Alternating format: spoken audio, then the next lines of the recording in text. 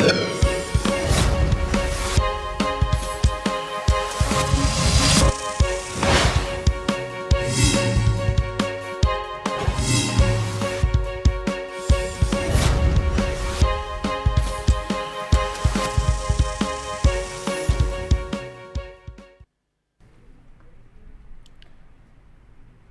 जन उत्तराखंड बुलेटिन की शुरुआत करेंगे, लेकिन उससे पहले एक नजर हेडलाइंस पर।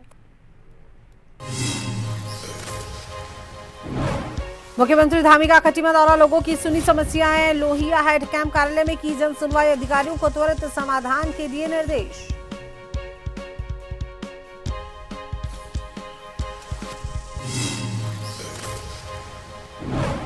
देहरादून में महिला मोर्चा की परिचयात्मक बैठक, बीजेपी अध्यक्ष भट्ट ने कहा 2027 में लगाएंगे जीत की हैट्रिक। रुचि भट्ट भी रही मौजूद।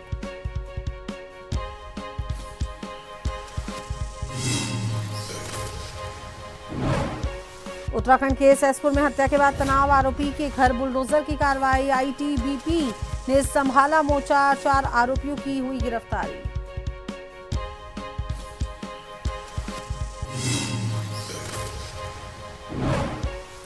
बवाड़ी नीम करौली महाराज स्थापना दिवस के लिए कैची धाम पूरी तरीके से तैयार। प्रशासन और पुलिस ने तैयारियों को दिया अंतिम रूप। पूरे क्षेत्र को 4 सुपर जोन और 14 जोन में बांटा गया। उत्तराखंड के पहाड़ों में बारिश की संभावना, तेज हवाओं के साथ बिजली चमकने की आशंका। अगले 3 से 4 दिनों में 4 डिग्री तक बढ़ेगा पारा।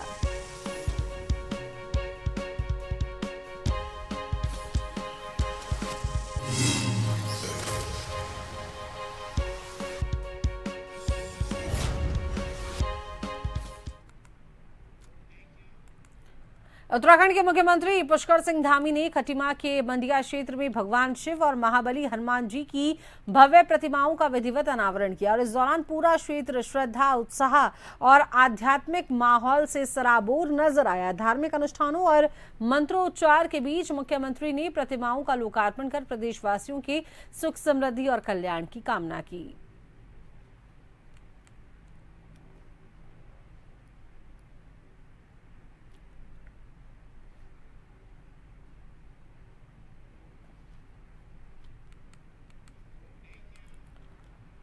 उत्तराखंड के मुख्यमंत्री पुष्कर सिंह धामी ने जन जन की सरकार जन जन के द्वार अभियान के तहत अपने गृह क्षेत्र खटीमा के बंडिया समेत विभिन्न गांवों में पहुंचकर जनता और पुराने परिचितों से मुलाकात की तथा जनसंवाद किया। मुख्यमंत्री ने कहा कि मैं भारत की आत्मा गांवों में बसती है और गांवों कस्बों के सशक्त होने से ही देश का समग्र विकास संभव है। उन्होंने खटीमा में हुए विकास कार्यों का उल्लेख करते हुए कहा कि खटीमा बाईपास पुल निर्माण, आधुनिक बस स्टेशन, केंद्रीय विद्यालय, खेल स्टेडियम, ITI, पॉलिटेक्निक कॉलेज और 100 बेड के अस्पताल जैसी परियोजनाओं ने क्षेत्र को नई पहचान दी है।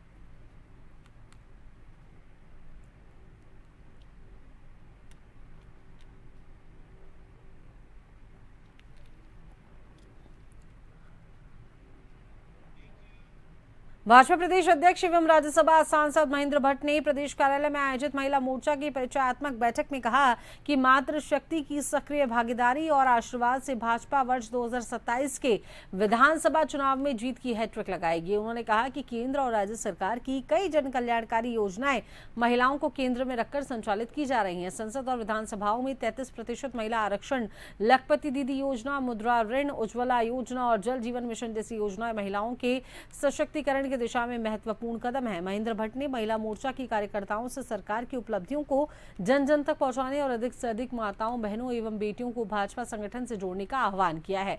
उन्होंने कहा कि महिला शक्ति की भागीदारी से संगठन और अधिक मजबूत होगा। बैठक में महिला मोर्चा प्रदेश अध्यक्ष रुचि भट्ट सहित प्रदेश एवं जिला स्तर के पदाधिकारी, कार्यकर्ता उपस्थित रहीं।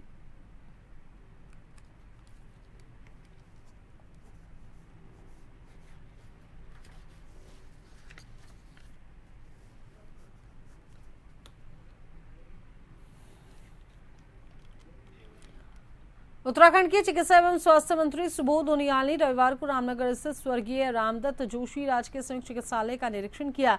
इस दौरान उन्होंने अस्पताल की व्यवस्थाओं पर संतोष व्यक्त करते हुए भर्ती मरीजों से मुलाकात की और उनका हालचाल जाना। साथ ही मरीजों से अस्पताल में उपलब्ध सुविधाओं और उपचार व्यवस्था के बारे में जानकारी प्राप्त की।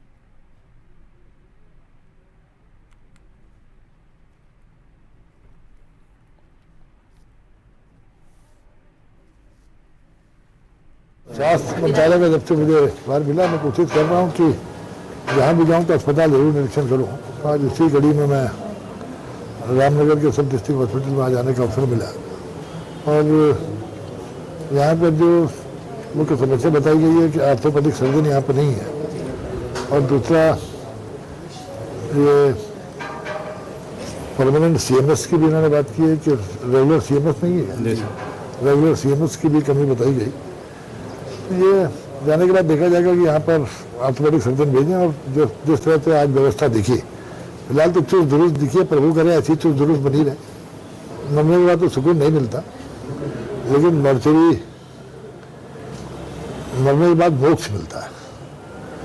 तो लेकिन मॉर्चरी की अगर ऐसी बात होगी, मैं सीएमओ साहब साथ में निर्देश दे देंगे कि वहाँ की व्यवस्था चुस्त दुरुस्त रहे, इसके लिए निश्चित रूप से सीएमओ में निर्देश दिए जाएंगे।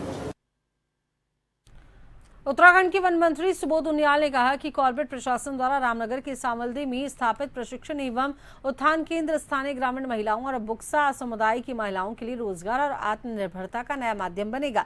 केंद्र के शुभारंभ अवसर पर उन्होंने कहा कि राज्य सरकार का उद्देश्य वन क्षेत्रों के आसपास रहने वाले वंचित और पिछड़े समुदायों को मुख्यधारा से जोड़कर उन्हें सम्मानजनक आजीविका उपलब्ध कराना है।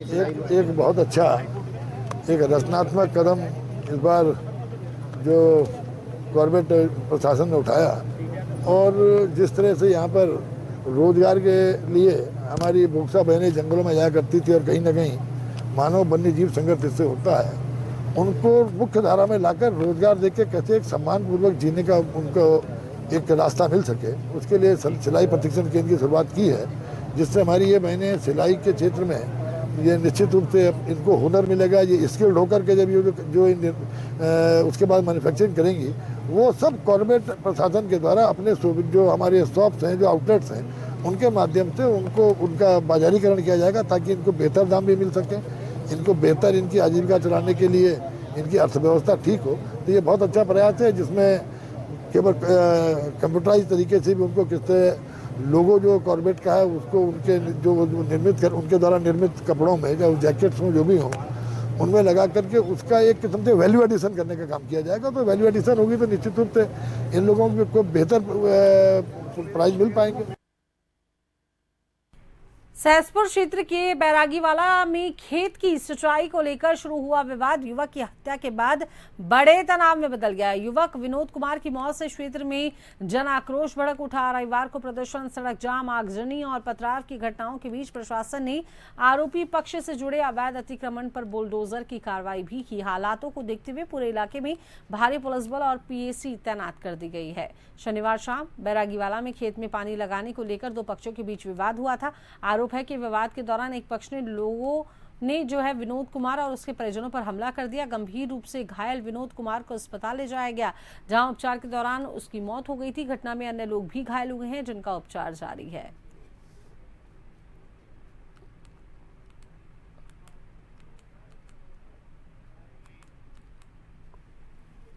ये तो कानून का विषय है। शासन प्रशासन और कानून जहां तक हमारा एक्सटेंड करता है वहां तक शासन प्रशासन सख्त से सख्त कार्रवाई करेगी। कल रात को भी हम 1:30-2 बजे रात तक गांव में थे। हमने तब भी कहा था कि अपराधी हो, अपराधी का सहयोग करने वाले हो, क्योंकि ये मॉब लिंचिंग की भी घटना है। जिन्होंने घर में घुस करके हत्या की, अपराधी हो, अपराधी को सहयोग करने वाले हो, वो जमीन के नीचे हो, जमीन के ऊपर हो, उनको बख्शा नहीं जाएगा। और एक बात हमने और कहा था कि इतनी सख्त कार्रवाई होगी, एग्जेम्पलरी एक्शन होगा, ताकि अपराधियों की आने वाली पीढ़ी में उसको याद रखे। और ये जो गुंडों की गुंडागर्दी करने वाले, गिरोह चलाने वाले लोग हैं, जो लोगों को गांव में आतंकित करते हैं, जो नशे का कारोबार करते हैं, जो लोगों की प्रॉपर्टी हथियाते हैं, जो लोगों के ऊपर इस तरीके से प्राणघातक हमले करते हैं, हत्याएं करते हैं, इनको किसी भी कीमत पर बख्शा नहीं जाएगा। आज भी नहीं बख्शा जाएगा, भविष्य में भी नहीं बख्शा जाएगा। 13 जून की शाम बैरागीवाला सहसपुर थाना क्षेत्र में सिंचाई के पानी को लेके दो पक्षों के बीच में आपसी विवाद काफी बढ़ गया था। इसमें एक पक्ष द्वारा हावी होकर दूसरे पक्ष पर जानलेवा हमला किया गया, जिसमें विनोद कुमार को हॉस्पिटल ले जाया गया, जिन्होंने मृत घोषित किया गया। इसमें कुछ चोटिल भी हुए थे। पुलिस के द्वारा तत्काल विभिन्न संगीन धाराओं में पंजीकृत करते हुए 12 नामजद और 30 से 40 अज्ञात लोगों के पंजीकृत किया गया, जिसमें 4 लोगों की अरेस्टिंग तत्काल की गई। अभी अन्य लोगों के अरेस्टिंग के प्रयास किए जा रहे हैं तथा कानून व्यवस्था और शांति व्यवस्था को बनाए रखने के लिए पुलिस समस्त जो हमारे कार्य क्षेत्र में सभी कार्य कर रही है। मैं आपके माध्यम से समस्त लोगों से अपील भी करूंगा कि इनसे अपने मामले में शांति व्यवस्था बनाए रखें। मैं यकीन दिलाता हूं पुलिस इस पूरे प्रकरण में सख्त से सख्त सजा दिलाने के लिए आरोपियों के खिलाफ सख्त कार्रवाई करेगी और उसमें जो भी लोग सम्मिलित हैं उनके खिलाफ सख्त वैधानिक कार्रवाई की जाए। असम की जोरहाट एयरबेस पर शनिवार सुबह लैंडिंग के दौरान भारतीय वायुसेना का AN-32 विमान क्रैश हो गया। हादसे में देहरादून के सलाकोई निवासी 32 वर्षीय स्क्वाड्रन लीडर प्रशांत सिंह समेत 5 वायुसेना कर्मियों की मौत हो गई, जबकि एक को पायलट घायल हो गया। विमान एयरबेस पर उतरने की कोशिश कर रहा था, तभी यह हादसा हुआ। प्रशांत सिंह का परिवार मूल रूप से उत्तर प्रदेश की बागपत जिले के कंडेरा गाँव का रहने वाला है। हालांकि पिता के रिटायरमेंट के बाद से परिवार देहरादून में ही रह रहा था। महज 1.5 साल पहले 23 नवंबर 2024 को इकलौते बेटे प्रशांत की शादी हुई थी।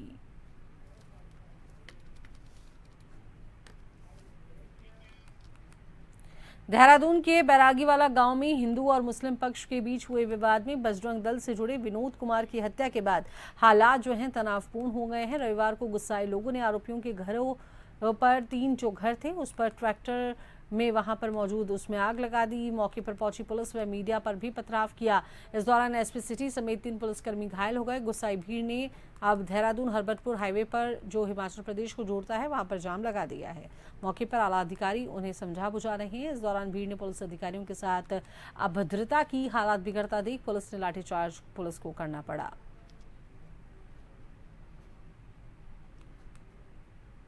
फिलहाल प्रशासन ने मुख्य आरोपी के घर की बाउंड्री वॉल पर बुलडोजर चला दिया है, लेकिन ग्रामीण पूरे मकान को ध्वस्त करने की मांग कर रहे हैं।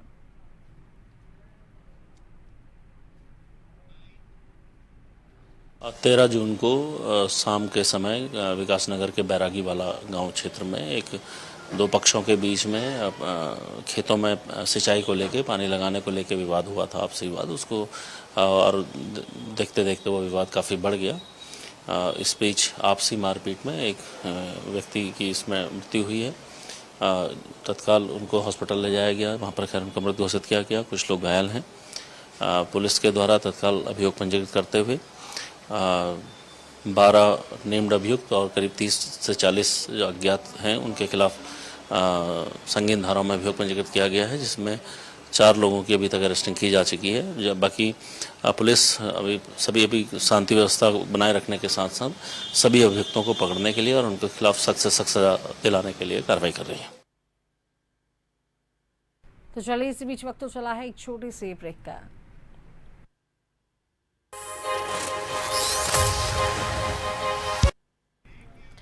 देखिए बाद स्वागत है। खबरों के सिलसिले को आगे बढ़ाते हैं तो देहरादून के सहसपुर क्षेत्र के बैरागीवाला में खेत में पानी लगाने को लेकर हुआ मामूली विवाद खूनी संघर्ष में बदल गया। लाठी डंडों से किए गए हमले में विनोद नाम के व्यक्ति की मौत हो गई। परिवार के 3 लोग इसमें गंभीर रूप से घायल हो गए। घटना के बाद नाराज लोगों ने आरोपी की तत्काल गिरफ्तारी की मांग को लेकर हाईवे जाम कर विरोध प्रदर्शन किया। SP सिटी प्रमोद कुमार ने बताया कि स्थिति को देखते हुए पुलिस जाब्ता तैनात कर दिया गया है, जाँच जारी है।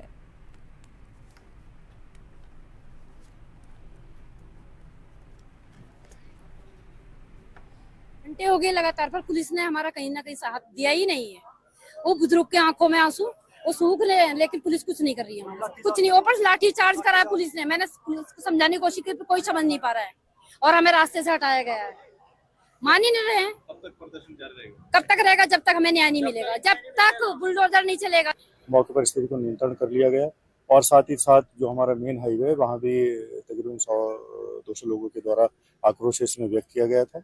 इसमें हमारे वरिष्ठ अधिकारीगण यहाँ मौके पर पहुंचे थे और उनसे वार्ता की गई थी। वार्ता करने के उपरांत उनकी बात सुनी गई और उनको जो है जो आवश्यक कार्रवाई है, जो भी इसमें कठोर से कठोर जो कार्रवाई है आरोपी के विरुद्ध की जाएगी और जल्दी ही इसमें FIR तहरीर प्राप्त होती है, FIR दर्ज की जाएगी और आगे की कार्रवाई इसमें सख्ताई से की जाएगी। देहरादून समेत पूरे उत्तराखंड में 8 जून से शुरू हुआ एसआईआर अभियान के तहत 11,000 से अधिक बीएलओ द्वारा घर घर जाकर फॉर्म वितरण और सत्यापन किया जा रहा है। राज्य के कुल 79,60,000 मतदाताओं में से अब तक 44% का कार्य पूर्ण हो चुका है, जिससे 18 जून तक 100% करने का लक्ष्य है। पिथौरागढ़ और चंपावत में काम तेजी से जारी है, जबकि देहरादून, उधम सिंह नगर और हरिद्वार जैसे मैदानी जिलों में अधिक आबादी के कारण प्रगति कुछ धीमी है, जिसकी लगातार मॉनिटरिंग जारी है।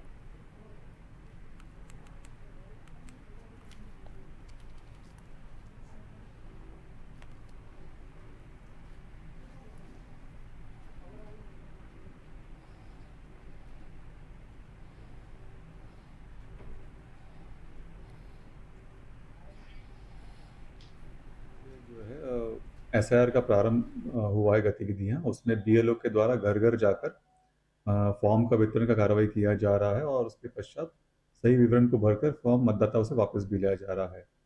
हमारे राज्य में 11,733 बीएलओ के द्वारा एक कार्रवाई संपन्न किया जा रहा है और बीएलओ ऐप पे नियमित रूप से रिपोर्टिंग भी की जा रही है।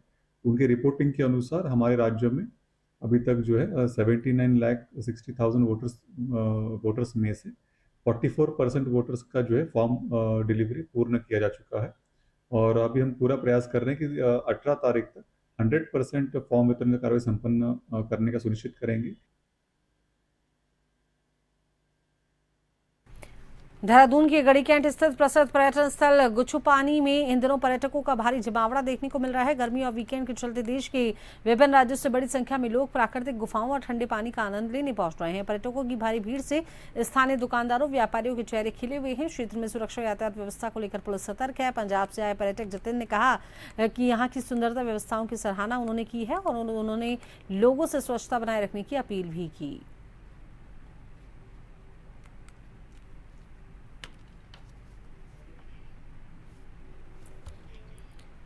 रामनगर में कॉर्बेट टाइगर रिजर्व के बिजरानी वन क्षेत्र में हुए अवैध सागौन कटान मामले में वन विभाग और पुलिस ने बड़ी कार्रवाई करते हुए फरार आरोपी सुलेमान को गिरफ्तार कर लिया है। आरोपी के खिलाफ गैर जमानती वारंट जारी होने के बाद संयुक्त टीम ने कार्रवाई की। पूछताछ के दौरान आरोपी ने अपना अपराध स्वीकार किया, जिसके बाद कोर्ट ने उसे जेल भेज दिया है। कॉर्बेट के उपनिदेशक राहुल मिश्रा ने बताया कि वन और वन्यजीव अपराधों के प्रति शून्य सहनशीलता की नीति के तहत आगे भी ऐसी कार्रवाई जारी रहेगी।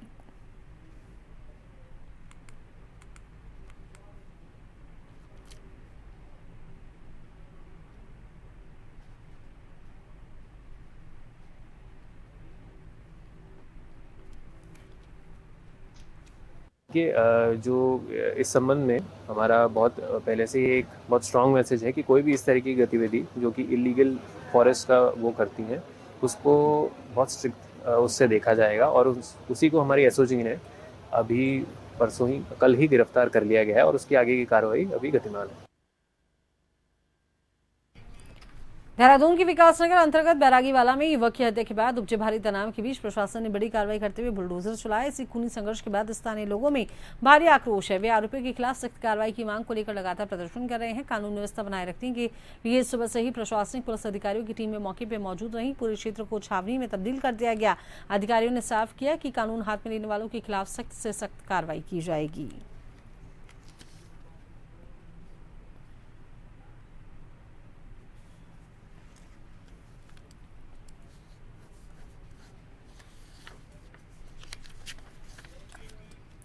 उत्तराखंड के पहाड़ों में आज बारिश की संभावना है, इसके लिए मौसम विभाग ने येलो अलर्ट जारी किया है। पर्वतीय क्षेत्रों के साथ साथ मैदानी इलाकों में भी मौसम का असर देखने को मिलेगा, जिसके तहत हरिद्वार, उधम सिंह नगर में कहीं कहीं हल्की से हल्की बारिश या गर्जन के साथ फुहारे पड़ने के आसार जताए गए हैं। पहाड़ के कुछ हिस्सों में गर्जन के साथ आकाशीय बिजली चमकने और 40 से 50 किलोमीटर प्रति घंटे की रफ्तार से तेज झोंकेदार हवाएं चलने की आशंका है, जिससे स्थानीय लोगों और यात्रियों को सतर्क रहने की सलाह दी गई है। पिछले 24 घंटों के दौरान उत्तराखंड के मैदानी और पर्वतीय दोनों ही क्षेत्रों में अधिकतम तापमान सामान्य से काफी कम दर्ज किया गया है। हालांकि आने वाले दिनों में लोगों को थोड़ी गर्मी से सामना कर पड़ सकता है। तो वहीं मौसम विभाग ने अगले 3 से 4 दिनों में राज्य के अधिकतम तापमान में 2 से 4 डिग्री सेल्सियस तक की बढ़ोतरी होने की संभावना जाहिर की है।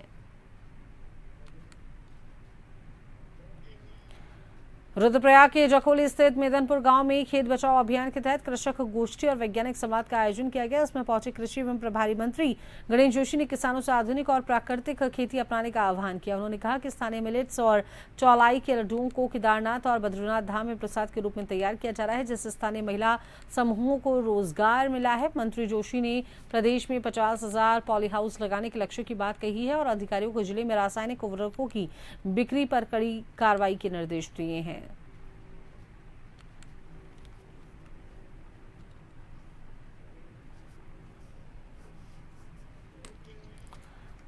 रुद्रप्रयाग के प्रभारी मंत्री गणेश जोशी ने जखोली विकासखंड में आयोजित जन कल्याण शिविर में शिरकत की। केंद्र सरकार के सफल 12 वर्ष पूर्ण होने पर आयोजित इस बहुउद्देशीय शिविर में कुल 44 शिकायतें दर्ज की गई, जिनमें से 30 का मौके पर निस्तारण किया गया। मंत्री जोशी ने एक पेड़ मां के नाम अभियान के तहत पौधारोपण किया और विभागों के स्टॉलों का निरीक्षण किया। उन्होंने अधिकारियों को अंतिम छोर के व्यक्ति तक योजनाओं का लाभ पहुंचाने और समस्याओं का त्वरित समाधान करने के निर्देश दिए।